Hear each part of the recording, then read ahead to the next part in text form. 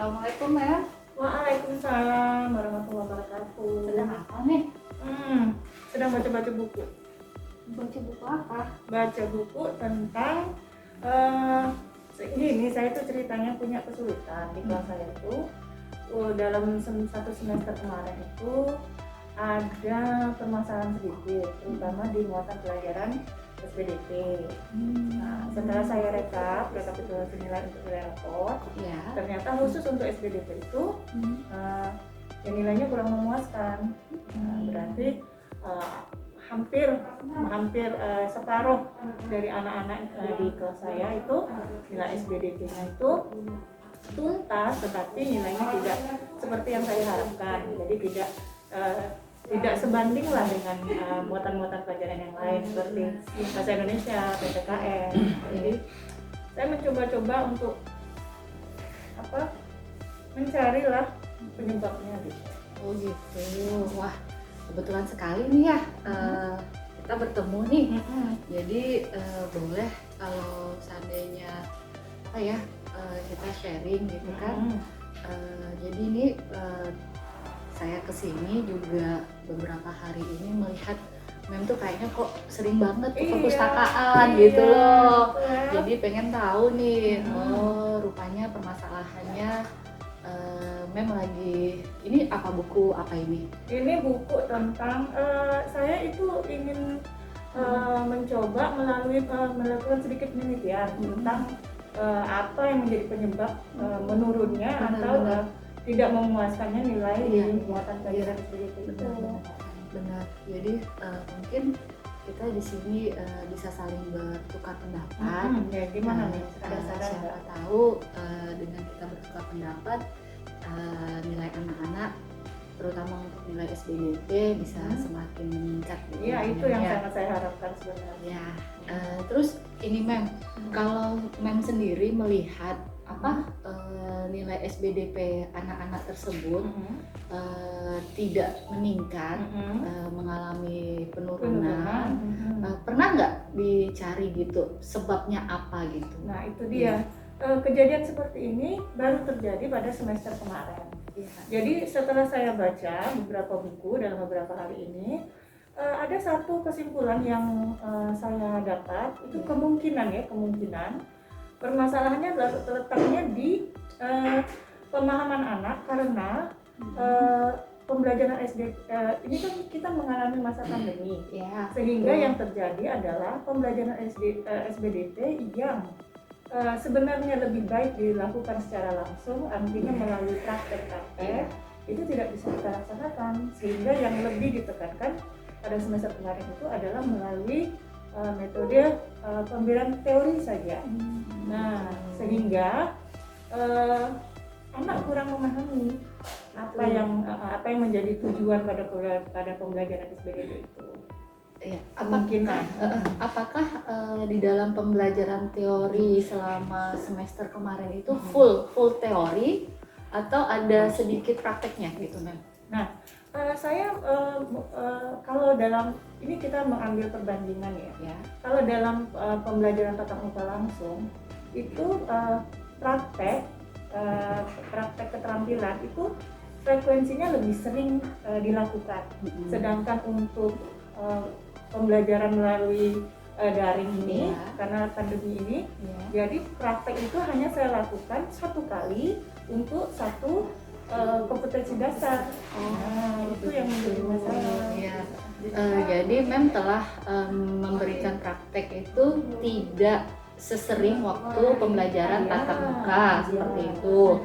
Kalau di daring ini tetap ada prakteknya, tapi setiap satu kompetensi dasar itu diberikan satu kali seperti itu. Nah, bagaimana respon anak ketika Mem melakukan praktek tersebut dibanding dengan melaksanakan teori? Respon anak itu. Jadi begini, kalau karena yang menjadi pemikiran saya mungkin ke objektivitas ketika anak melaksanakan praktek atau melakukan tes keterampilan itu, sehingga kalau misalnya di sekolah anak tuh lebih mandiri. Jadi mereka melakukan praktek itu memang sesuai dengan kemampuan mereka. Sedangkan di rumah ya kemungkinan besar ketika praktek dilakukan itu mereka mendapat mungkin kemungkinan besar itu mendapat bantuan full dari orang tua dari orang tua masing-masing, sehingga ketika pengambilan nilai mereka ya nggak mandiri begitu, sehingga yang terjadi mungkin menjawab soal asal-asalan karena pemahamannya kurang itu tadi. Justru yang paham saya jangan-jangan orang tuanya lebih paham ini daripada anaknya, kan itu termasuk kekhawatiran kita kan. Benar. Nah ini Mem, setelah Mem melaksanakan praktek tersebut dengan pemberian teori, kalau saat praktek itu apa saja sih yang Mem berikan kepada anak-anak? Contoh salah satu prakteknya. Nah, jadi gini, misalnya dalam KD 3.4 misalnya kalau keterampilannya berarti 4.4 itu kemampuan anak untuk melakukan kegiatan yang berhubungan dengan karya seni rupa dengan teknik aplikasi. Betul. Nah, karena anak-anak tidak melihat contoh langsung, hanya melalui video yang saya berikan. Nah, jadi saya tidak yakin kalau anak-anak di rumah juga begitu saya berikan video, mereka langsung mempraktekannya. Nah, kemungkinan itu mungkin 2-3 hari kemudian baru ditonton, kemungkinan sehingga lupa. Karena tidak diulang lagi. Seharusnya kalau dalam tatap muka langsung pembelajaran minggu lalu kita ulang di hari ini begitu kan. Tetapi karena tidak ada pengulangan, itu yang menyebabkan anak-anak lupa dan pemahamannya pun akhirnya berkurang. Benar sekali sih. Terus kalau untuk itu kan tadi untuk KD seni rupa nih. Nah untuk KD yang lain seperti seni musik, kalau di SBDP itu kan ada seni musik, ada seni tari. Nah di antara ketiga seni ini di dalam SBDP mana kira-kira yang Mem itu benar-benar mumpuni gitu? Yuk kita praktek seperti ini, yang kalau tadi kan menggunakan video YouTube ya Mem ya. Mem punya nggak apa sih kompetensi yang yuk kita buat seperti ini yuk gitu loh. Ada, itu yang karya seni rupa yang 3.1, KD 4.1 untuk yang keterampilannya itu kemampuan anak untuk membuat karya seni rupa dekoratif 2 dimensi. Kalau seperti itu, kalau khusus untuk yang KD itu anak-anak saya lihat lebih semangat untuk mengerjakannya. Mungkin karena memang sedikit dalam tanda kutip lebih mudah gitu dan menyenangkan gitu kan. Dan jadi itu yang agak saya lihat nilainya agak bagus gitu, tetapi ada yang paling kurang itu memang di seni lipat dengan seni musik. Seni suara, seni suara. Iya. Mem kan jago nyanyi, jago main musik, Mem. Iya, tapi itu makanya saya katakan tadi mungkin karena tidak ada praktek langsung. Tidak ada praktek langsung, jadi saya hanya berupa video saja. Anak tidak mengalami langsung bersama-sama. Biasanya kalau kita melakukan bersama-sama kan lebih berkesan ya. Seperti saat ini saya mengalami kesulitan. Kemudian Bu Sinta datang, kita bertukar pikiran, itu sedikit banyak pasti membuka jalan. Oh, saya seharusnya melakukan ini. Oh, saya seharusnya begini. Terus ini nih, kalau seandainya nanti sudah diidentifikasi gitu kan, mereka lemahnya itu berarti kan tadi di seni rupa dan seni musik seperti itu. Dan kalau Mem kan punya nih keahlian main musik, main gitar, bernyanyi, suaranya merdu banget gitu kan. Pasti nanti kalau anak-anak langsung melihat kan langsung terkesima, wah ternyata guruku bisa bernyanyi, wah ternyata guruku bisa main musik, lebih bermakna gitu kan. Ketika Mem akan memperbaiki nih cara peningkatan kualitas pembelajaran si anak. Jadi ada nggak sih Mem punya rencana berikutnya gitu? Sudah punya rencana belum?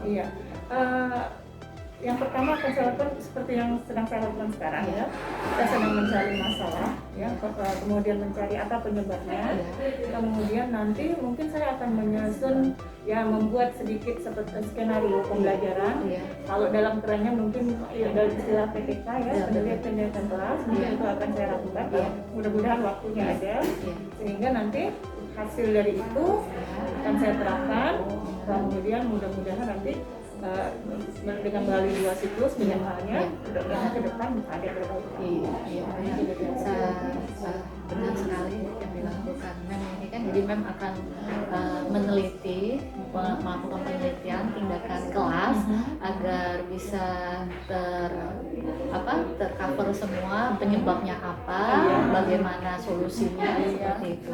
Nah, untuk Mem sendiri perlu nggak ada bantuan atau dukungan apa sih yang diperlukan gitu di dalam nanti melakukan penelitian tindakan kelas ini, apa saja gitu yang diperlukan? Iya, yang kami perlukan, yang saya perlukan tentunya seperti saat ini ya. Seperti saat ini ada tukar pikiran antara yang sejawat ya, terutama untuk orang-orang yang masih muda seperti Bu Sinta, sama-sama Mem, pengetahuannya luas, sehingga ada kolaborasi yang saya perlukan, ada kolaborasi.